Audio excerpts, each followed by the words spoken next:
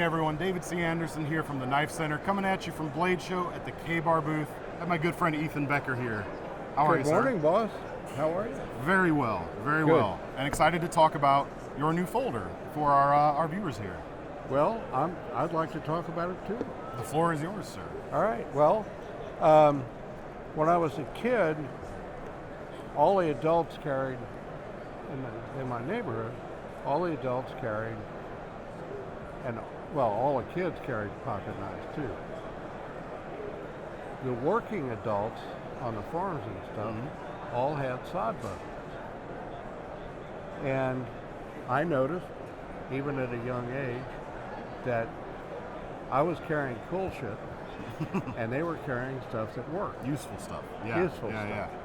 And I guess that affected a lot of my knife design over the years. I hadn't thought about that until just now. So one of my problems with folding knives has always been, and mind you, I have a lot of expensive folders. I dropped a bundle this weekend, actually, but they live in drawers.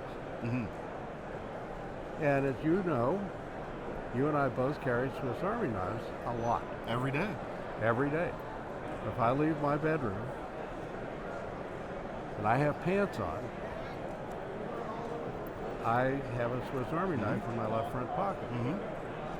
The reason that I carry that is not only because it has a multitude of uses, it was the leather man of my childhood, but if I lose it, I don't have any trouble replacing it, and for cheap. Right. And I have noticed if I put an expensive folder in that left front pocket, inevitably it gets lost. it gets lost, and quick. If the knife is under $50, it sticks around. It's like a pair of cheap sunglasses. Yeah, exactly. So part of my attitude about pocket knives or folders or whatever you want to put it is when I was in the recording business when I was a kid,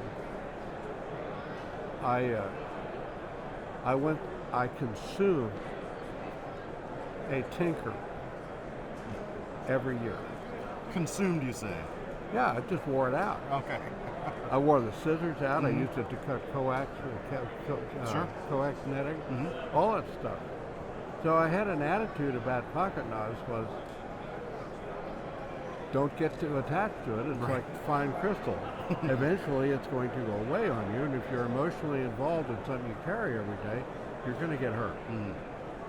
And emotionally, I have been damaged so much.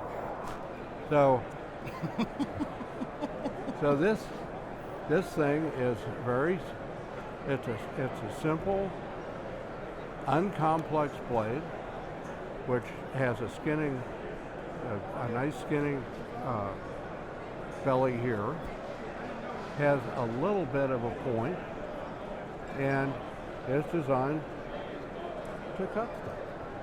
Well, it's funny you mentioned the sod buster design. The spine doesn't really communicate that, but you do see it in the belly here. That is kind of a very sod buster-ish profile. Yeah. And so anyway, we've got a simple lock, which and I have to say, I can't remember the last time I stabbed a tree that was attacking me in the woods. So I could say the same. Yeah. You showed me the scars.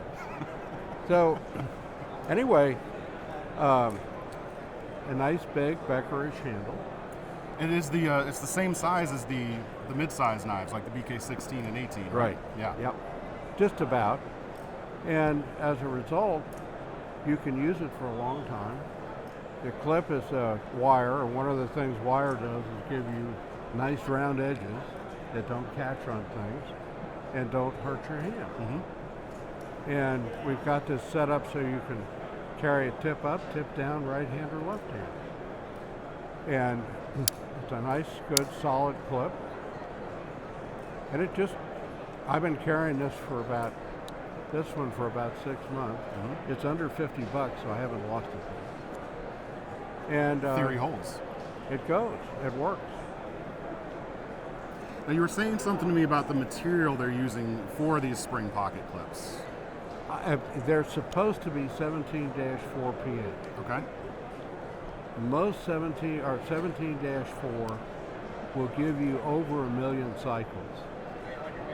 So if you have pulled this thing in and out of your pocket over 1 million times, we'll probably send you a new spring. Keep count. You know that it's going to happen at some point. Sure. Because we like to take the knife out, play with it a little bit. Yeah. Put it back. Yeah. But it is probably the best spring steel around. Mm-hmm. I first started using it when I was making mountain climbing equipment in a cinder cam spring. Okay. I had some cams made out of it. Mm-hmm. I had never ever seen a solid carbide pit turn into smoke and sparks on contact. It's hard to. But no, I mean, the affordability factor of these is really great. I mean, Yeah. $40 at the KnifeCenter street price for one of these things. And you get a handle that is designed to be held. Yeah. Which is part of the reason I usually gravitate towards fixed blades. Your fixed blades, amongst them, is because they're designed to be held. And a lot of folders just aren't. And they fit this hand extremely well. Well, I would hope you would design one that fits you quite personally very well. Yeah. I'm selfish. Yeah, well. But yeah, it is the Sodbuster comparison, even apart from like the actual profile there, I think is apt because this is an affordable working knife. Yeah. And just like the Sodbusters of yore were, maybe not some of the very collectible ones that the handmade guys are making these days, but No. yeah, just like the spirit of that classic It is. knife. I mean, everybody, I think almost everybody who designs knives has inspiration. Mhm. You know, something, I love the term, that knife informed how I did this. Or something, and it's true of a lot of other things. And I'm always happy to tell you who I stole the ideas from. Right. Okay, because a lot of people, Sodbusters have been being made since late 1800s, I think, and maybe before that. Yeah. So If it ain't broke, don't fix it kind of thing, right? that's what I believe in. But Yeah. the Sodbuster didn't have a lock. No. And as long as you're not trying to stab somebody wearing body armor, you're probably okay. And if you are, I probably recommend something with a more acute tip anyway. Very much so. Yeah.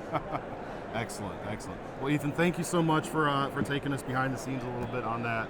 Always appreciate getting to share you with our audience over here. Thank you. Thank you very much. I really appreciate it. Absolutely, anytime. Guys, if you want to get your hands on one of these yourself, there will be links in the description to take you over to KnifeCenter.com. And keep checking around here for some more Blade Show coverage.